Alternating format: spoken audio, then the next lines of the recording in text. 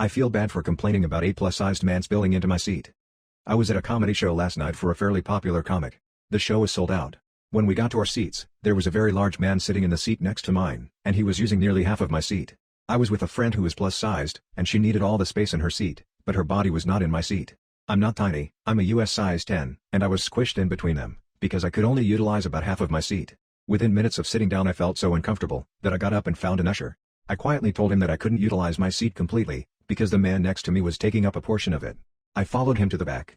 At first he told me there was nothing they could do. He said it was illegal to ask the man to move because of his weight, but I knew that was not true. Weight is not a protected class. I got upset and insisted they give me some kind of resolution, because I could not use 100% of the seat I paid $80 for. I remained calm and respectful, but was demanding they do something. He found his boss, who asked me to give him a few minutes. To my surprise, they came back and put me and my friend front row center. Of course I was ecstatic, but I have this lingering guilt about getting the best seats in the house, because I complained about an overweight man who was just minding his own business.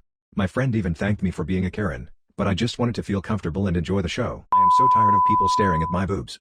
Like the title says, I'm just so damn tired of being gawked at. My family already gave me a hard time growing up because I developed early. Today, I'm wearing a low-cut tank because I live in the southern US and it's hot as hell out here. I always feel like I'm doing something wrong by wearing revealing clothes, and I'm so fed up with the outward reaction I receive. Your wife is literally sitting right next to you. Maybe stare at her tits instead of mine. Thanks.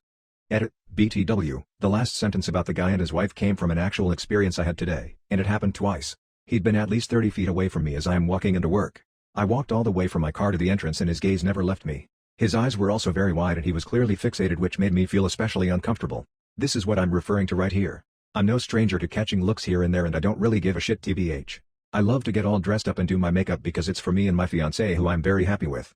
But oh my god, did this guy give me the creeps. Today I put all my liquor down the sink. I have always been a drinker, since college. However, I used to keep my partying only on alternate weekends. I thought I had control over my alcohol intake. Recently a few things happened in life which started me on a downhill booze-ridden journey. I came home and had a beer. Another 2 beers with dinner. Soon I used to go through a 15-pack of booze in a week. On the weekend it was mostly whiskey and Temecula on Fridays. Last month I somehow ended up in a fucking Costco and buying their 1.5-liter whiskey and tequila. Within a few weeks I had gone through most of it. It scared the living shit out of me. I rarely used to get hangovers, but now always got it. I threw up last night due to too much booze. I woke up today and fucking drained every liquor I had down the sink. I hope to beat this bastard cold turkey. Wish me luck. Edit, I am overwhelmed with the support so many of you have given to my post. It was honestly something I felt the need to get off my chest, as I live alone right now, me and my puppy. I am so glad I posted it. There are some truly nice people on Reddit. My husband and I survived another year. In July of 2021 my husband and I made the life-changing choice to quit drinking. He had been drinking since he was 6 years old. I am aware of how young that is, but his childhood was rough and with not good parents, and I had been on 4-year-long bender. I had fatty liver disease of the alcoholic kind, my kidneys were failing and my husband was emaciated, severely dehydrated, and having frequent seizures ranging from 3 to 7 minutes. We both went through detox and several programs over the course of a year. We had to relearn how to do the most basic things like walk, eat, sleep on a schedule, and socialize. Our whole relationship changed, for the better. It was an intense year, but we came out the first year without a relapse, nor desire to. This year we faced our own set of challenges that yielded some amazing results.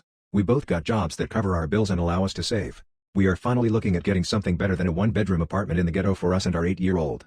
We are halfway through paying off all the debts we incurred during lockdown.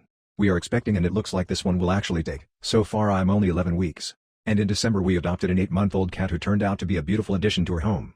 2 years ago when I had my husband call 911 on me because I 4.5x the legal limit and my heart was struggling to keep me alive, I thought I was going to die.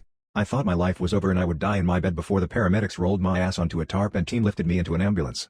When I got out of detox, 22 days in total, and got to come home, I thought my husband would tell me to hit the bricks. I came home to a bouquet of flowers he had handpicked on top of a well-made bed, in a clean house. The embrace I received was a hug I'll always remember. We were shaking under our own weight as we clung onto one another, as it was hard to stand for long periods of time at that point. The house smelled of roasted chicken as he had been making a full dinner for the first time in a year. This year I only had one expectation: do better than last year, and I did. I'm physically healthy and have been seeing doctors regularly. I got the job back that I lost in my due to my drinking. I worked on my anxiety so hard. I'm looking to get my license. My driving instructor was a sexual predator when I was 17, so I didn't learn much. Today I made a lemon pound cake with a lemon glaze and hung out with my son while he played Minecraft. I took the day to do the things I never thought I'd do again when I was drinking. It's the little things. Anyways, thanks for reading if you made it through this post. Once you get so drunk you shart yourself taking a shot in your kitchen and not noticing for 30 minutes because you're drunk, you have no shame. Here's to 2 years without abusing booze. You know why I like being with you? You're pretty but not pretty enough to flirt with. My BF said this to me a couple of hours ago and it's supposed to be a compliment. We went to the gas station and we went inside to pay for gas. Nothing happened except for me paying for gas and us going home. We're sitting watching TV and he said this. I asked him what he meant and he said that from being around me when there were other guys around, that he noticed that I didn't get hit on. He said this was the first relationship that he didn't feel scared that his GF might cheat because men don't approach me. He said that this was the first relationship he also didn't feel jealous and he was relieved because of that. He was relieved because it seems like men ignore me for the most part when I am with you and you never talk about being approached at all. Is this not a fucking insult? Like, am I going insane? You know what, I'm just venting. I feel like if I say this to other people to ask their perspectives, I will come off as insecure. However, it's bothering me and I am not perceiving what he said as a compliment at all and I don't know why.